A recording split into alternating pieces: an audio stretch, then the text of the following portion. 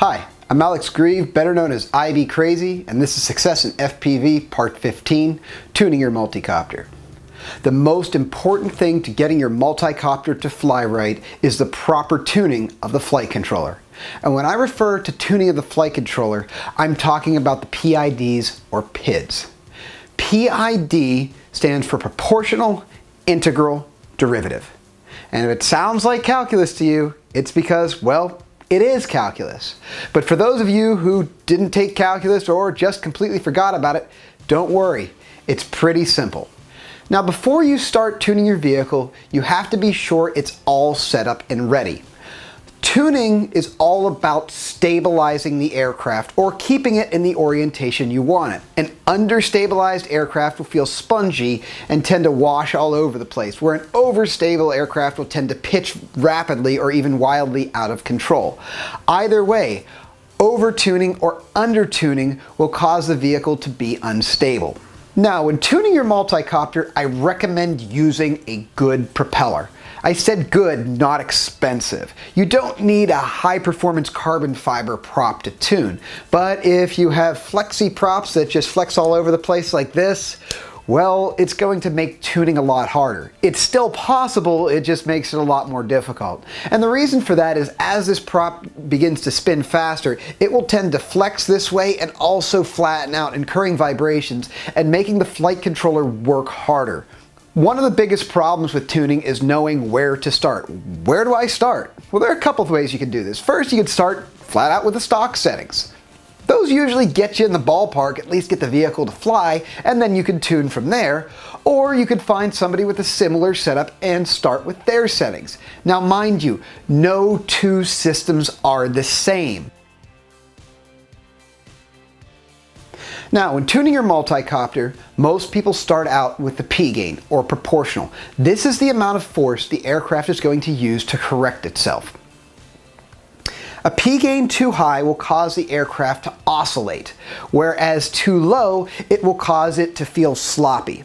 P gain too high looks and sounds something like this. As you can see, the vehicle is oscillating very quickly as the motors over-accelerate, causing the other one to over-accelerate while this one attempts to stop. To tune the P gain, you want to slowly bring the P gain up until the vehicle just barely starts to oscillate. Once it does, you'll then back it down. If you're intending to fly very mildly or you are a beginner, chances are 70% or 0.7 of where it just barely begins to oscillate is where you want to be. If you intend to race the aircraft or you have a high performance aircraft, chances are best tuning is between 50 and 55% of where it just begins to oscillate. Now it's okay to send the P gain excessively high as the aircraft will not get into a severely unstable condition. However, the I and the D, completely different story. When tuning the P gain, I recommend bringing the I up to about 25% of where the P gain is so that the aircraft remains relatively stable. I also recommend leaving the auto level very, very weak. This means that you're actually seeing the PID setting instead of the auto level setting. Once you have your P gain set, the next one to set is the I gain, or integral. You may think of this as inertia. The I gain is very similar to P gain in that it stables the aircraft, except now it takes time into consideration. Thus, when the aircraft goes off angles such as this, it will continue to accelerate the motors until it reaches the proper orientation. So if the vehicle is off orientation and remains there, it will continue to correct harder and harder and harder until it comes back to level. Now, the best way to set the I gain is with an FPV camera, but if you're flying line of sight, it works the same way. What you want to do is start out with the aircraft moving in one direction. For pitch gain, forward is great. For roll gain, moving to the side works. Fix your camera at a point on the horizon and then fly towards it. Then, as you're flying towards it, increase the throttle greatly and then back it off. If the vehicle begins to pitch over or pitch back, your eye gain is too low. If the vehicle begins to oscillate wildly, then your eye gain is too high. Now remember that if you intend to fly for sport and you severely disturb the aircraft to whip into a maneuver, eye gain is going to cause it to oscillate very severely. So a racer is going to use a slightly lower eye gain than somebody taking aerial photographs or flying smoothly. Eye gain being too high sounds something like this.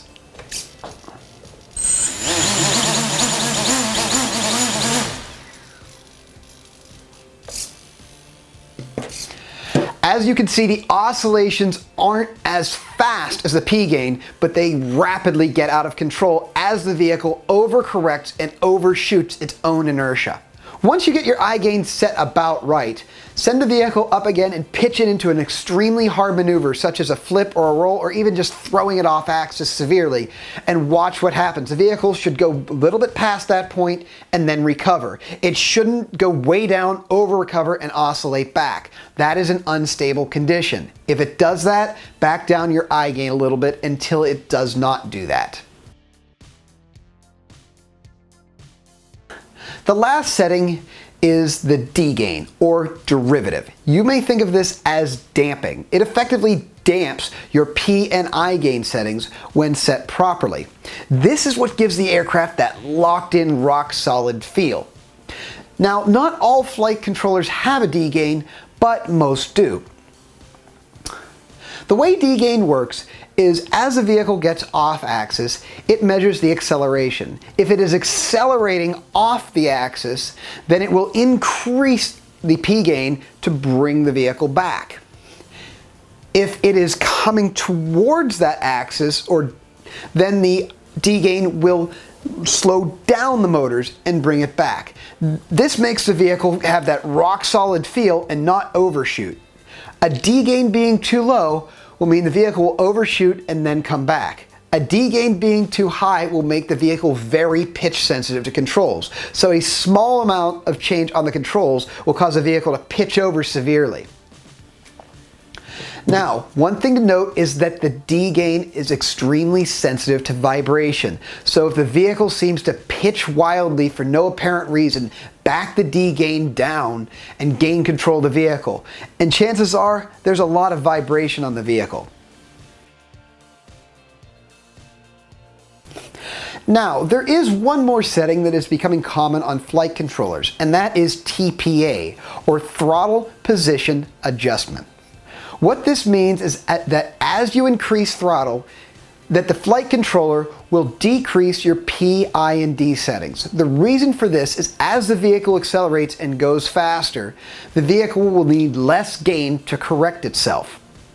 So if you find the vehicle flies extremely well at low speeds, but at high throttle and high speeds it starts to have some unwanted characteristics, increasing the TPA setting might be the best option.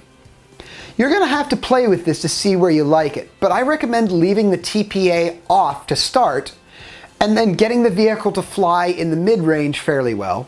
Then start increasing your TPA to correct the vehicle's overstabilization at high speeds. Tuning the PIDs truly is about knowing what to look for. So hopefully you found this video informative, but understand, everybody has an opinion. So you might find a better way to tune PIDs, and I encourage you to teach others. The more you know, the better it gets.